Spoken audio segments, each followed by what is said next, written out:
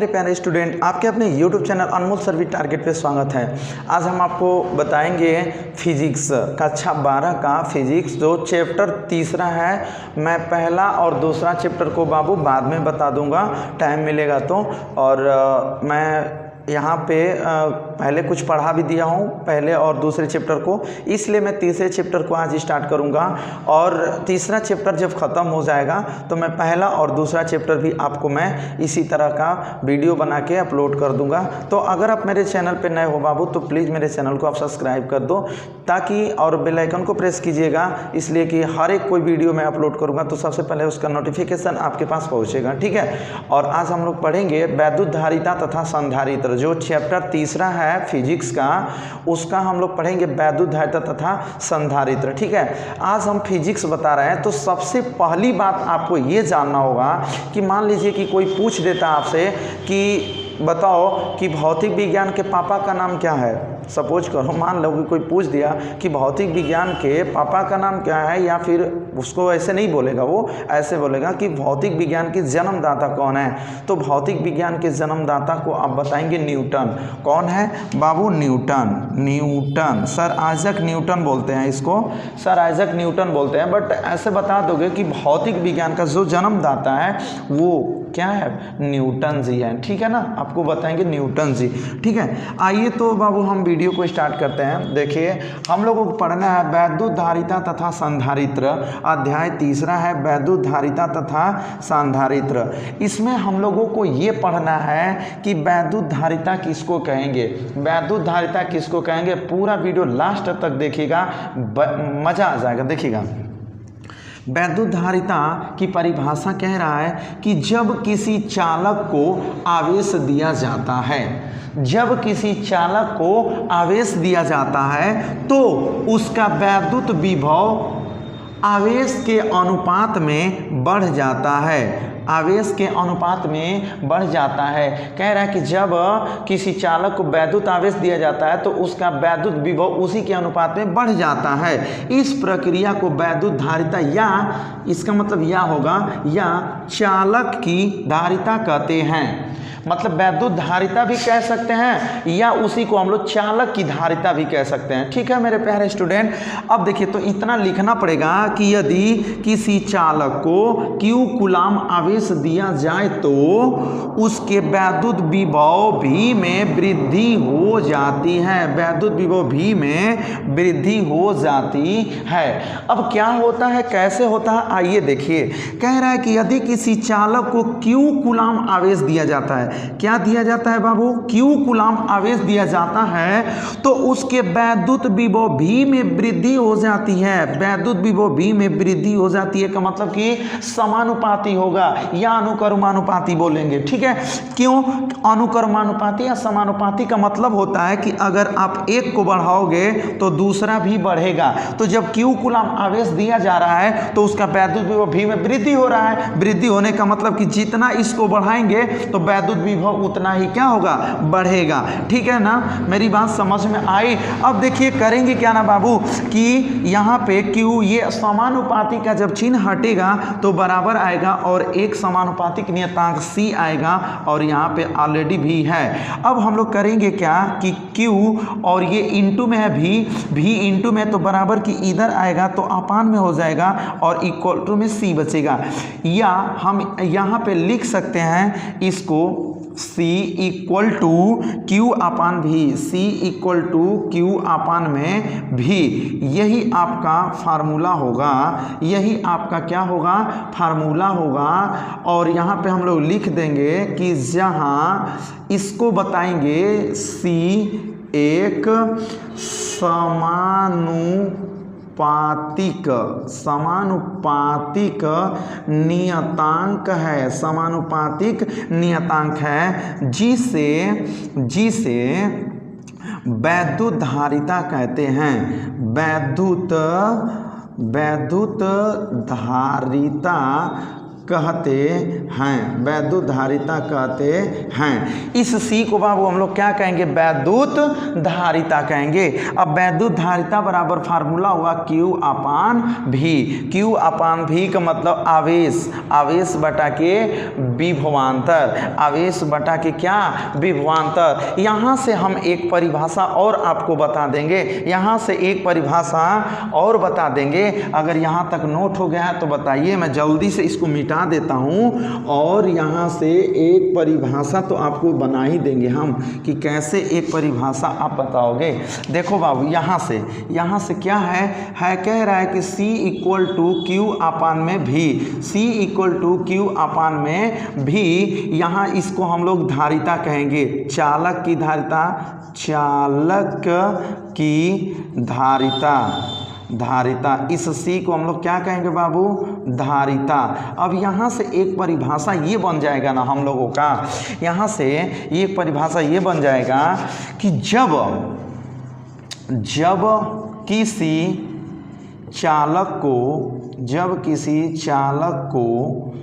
किसी चालक को वैद्युत धारिता, ठीक है ना, जब मतलब किसी चालक की वैद्युत धारिता, ऐसे कहेंगे किसी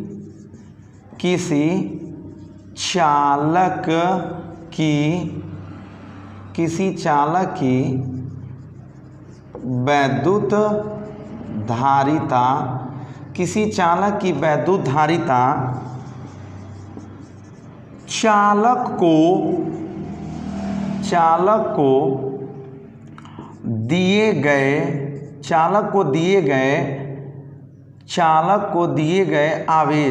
चालक को दिए गए आवेश तथा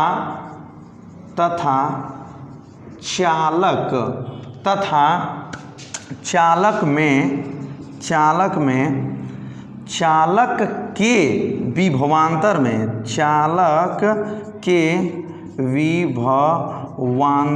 चालक के विभवांतर में होने वाली वृद्धि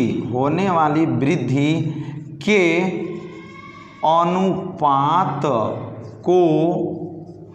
अनुपात को चालक की धारिता कहते हैं, चालक की धारिता कहते हैं। मेरी बात ध्यान से सुनिएगा बाबू, यहाँ से जब हम लोग का फार्मूला बनाया है, मतलब ये था ऐसे Q समानुपाती V, मतलब कि आवेश दिया जाएगा तो विभवांतर में भी वृद्धि होगी। तो यहाँ से जब बराबर का चिन्ह हटता है तो एक समानुपातिक नियतांक C आता है और इसी C को हम कहते हैं वैद्युत धारिता। तो Q बटा V हो गया और यहाँ पे लिख दिया हूँ कि जहाँ C एक समानुपातिक नियतांक है जिसे वैद्युत धारिता कहते हैं। अब ना बाबू यहाँ से एक परिभाषा और हम लोगों को बन गया कि किसी चालक की वैद्युत धारिता चालक को दिए गए आवेश, देखिए चालक को दिए गए आवेश तथा चालक के विभवांतर में होने वाली वृद्धि के अनुपात को, मतलब ये आवेश है और ये उसमें विभवांतर में वृद्धि के अनुपात को हम चालक की धारिता कहते हैं, ठीक है। अब इसको हम मिटा दे रहे हैं, ठीक है ना, अब इसको हम लोग क्या करें, मिटा दे रहे हैं, ठीक है। अब देखिए नोट में मैं आपको एक परिभाषा और बता दूंगा, नोट में एक परिभाषा और बता दूंगा कि चालक की, लिखेंगे चालक की आवेश ग्रहण करने की क्षमता को, चालक की आवेश ग्रहण करने की क्षमता को चालक की धारिता कहते हैं। अगर पहला वाला परिभाषा नहीं याद हो पाएगा कोई दिक्कत नहीं है, दूसरा वाला नहीं याद हुआ कोई बात नहीं है बाबू, तीसरा वाला तो बिल्कुल याद ही हो सकता है, तीसरा वाला तो याद हो सकता है ना। चालक की, यही वही परिभाषा है, धारिता का ही परिभाषा है, चालक की आवेश ग्रहण करने की क्षमता को चालक की धारिता कहते हैं, ठीक है ना। यहाँ तक मेरी बात समझ में आपको आई? तो बताओ मेरे प्यारे स्टूडेंट, मैं इसका मात्रक बताऊंगा। अब इसका मैं क्या बताऊंगा? मात्रक बताऊंगा कि इसका मात्रक क्या होता है। ठीक है, इसका मात्रक हम लोग देखेंगे, बहुत मजा आएगा। ठीक है ना, वीडियो को अंत तक देखिएगा। देखिएगा ये क्या है? ये धारिता है, धारिता। और ये क्या है? आवेश है, आवेश है। और भी को हम लोग कहेंगे विभवांतर। भी को क्या कहेंगे बाबू? विभवांतर। तो धारिता इक्वल टू आवेश अपन में विभवांतर। अब इसका हम लोगों को करना क्या है कि मात्रक बताना है। क्या बताना है भाई? मात्रक बताना है। तो हम लोग लिखेंगे कि धारिता का मात्रक, धारिता का मात्रक। अब बाबू धारिता का मात्रक लिखना है तो आप एक बात बताओ, ये आवेश है ना, और आवेश का मात्रक होता है कूलाम। आवेश का मात्रक क्या होता है? कूलाम। और यहाँ पे विभवांतर है ना, और विभवांतर का मात्रक क्या होता है? वोल्ट होता है। इसका मात्रक क्या होता है? वोल्ट। या अगर मान लो कि किसी कारणवश आपको ये नहीं याद है तो कोई बात नहीं है, एक मात्रक मैं और बता रहा हूँ। देखो ये होता है धारिता का मात्रक। धारिता का मात्रक एक और होता है मेरे प्यारे भाई, देखो वो होता है फैरड। क्या होता है? फैरड होता है। तो दोनों मात्रक आप याद कर सकते हो कि धारिता का मात्रक कूलाम बटे के वोल्ट होता है, या कह सकते हो कि धारिता का मात्रक फैरड भी होता है। तो यहाँ से एक चीज हमको मिल जाएगा, अगर इसका भी देखो धारिता का मात्रक कूलाम बटा वोल्ट है और धारिता का ही मात्रक फैरड है, तो हम कह सकते हैं ना भाई कि एक फैरड बराबर, ये दोनों आपस में बराबर होंगे तो लिख सकते हैं एक कूलाम और बटे के वोल्ट, बटे के क्या? वोल्ट। ये दोनों आपस में ये दोनों बराबर हो सकते हैं। तो यहाँ से एक फार्मूला और भी बन सकता है मेरे प्यारे स्टूडेंट, देखते रहिएगा। यहाँ तक समझ में आया? यहाँ तक समझ में आया? तो धारिता का मात्रक ये हुआ जो कि कूलाम बटा वोल्ट और फैरड भी होता है। अगर कोई आपसे पूछ दे, अगर कोई आपसे पूछ दे कि वैद्युत धारिता का सबसे बड़ा मात्रक क्या होता है, वैद्युत धारिता का सबसे बड़ा मात्रक मैं यहाँ लिख दे रहा हूँ। वैद्युत धारिता का सबसे बड़ा मात्रक, देखिएगा बाबू, कोई भी पूछ सकता है कि वैद्युत धारिता का सबसे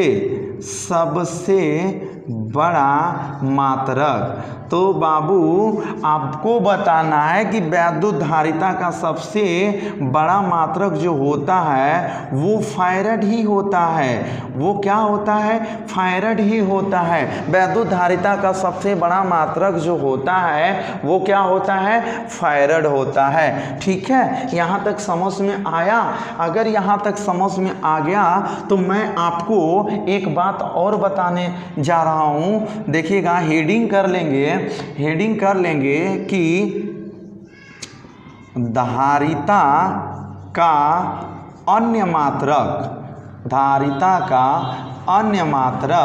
धारिता का अन्य मात्रक हेडिंग कर लीजिएगा। ठीक है ना। अब हेडिंग करने के बाद धारिता का अन्य मात्रक, जैसे एक होता है मिली फैरड। क्या होता है बाबू? होता है मिली फैरड।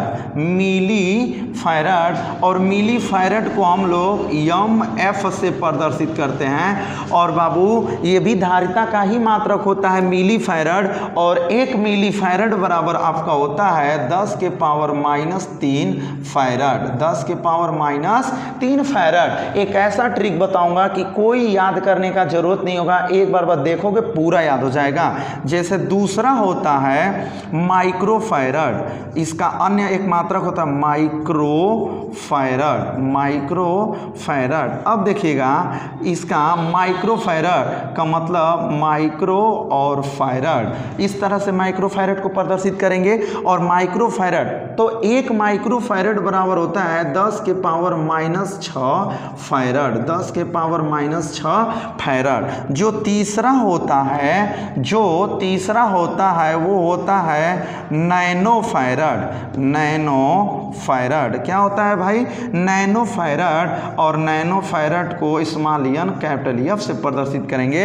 और 1 नैनो फैरड बराबर, कोई पूछ देता है आपसे बाबू कि 1 नैनो फैरड बराबर बताओ, तो आप कहोगे कि 10 के पावर -9 फैरड, 10 के पावर -9 फैरड। जो चौथा वाला मात्रक एक और भी होता है, अन्य मात्रक में हम सब बता रहे हैं, पिको फैरड। क्या होता है बाबू? Pico farad. क्या होता है? Picofarad. और इसको हम लोग प्रदर्शित करते हैं PF से, पिको फैरड को। और कोई पूछ देना बाबू आपसे कि एक पिको फैरड बराबर क्या होता है, तो आपको बताना है 10 के पावर -12 फैरड। 10 के पावर क्या?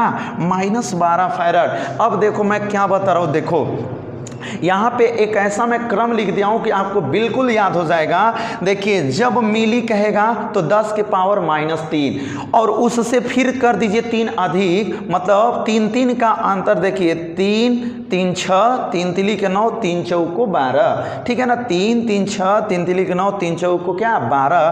तो इस तरह से आपका क्रम रहेगा तो याद हो जाएगा। 1 मिली फैरड बराबर कोई पूछेगा तो आपको बताना है कि 10 के पावर -3 फैरड। 1 माइक्रो फैरड बताना है तो कहोगे 10 के पावर -6 फैरड। बोलना 1 नैनो फैरड तो आप बोलोगे कि 10 के पावर -9 फैरड। बोलेगा 1 पिको फैरड बराबर क्या होगा, तो आप बोलोगे 1 पिको फैरड इक्वल टू होगा 10 के पावर -12 फैरड, ठीक है ना। एक 5वां नंबर पे होता है, वो ज़बरदस्त होता है, थोड़ा सा उसको लिख दें यहाँ पर। 1 फैरड बराबर होता है 9 गुणे 10 के पावर 11 स्टेट फैरड। यह भी एक मात्रक ही है और इसका फार्मूला भी होता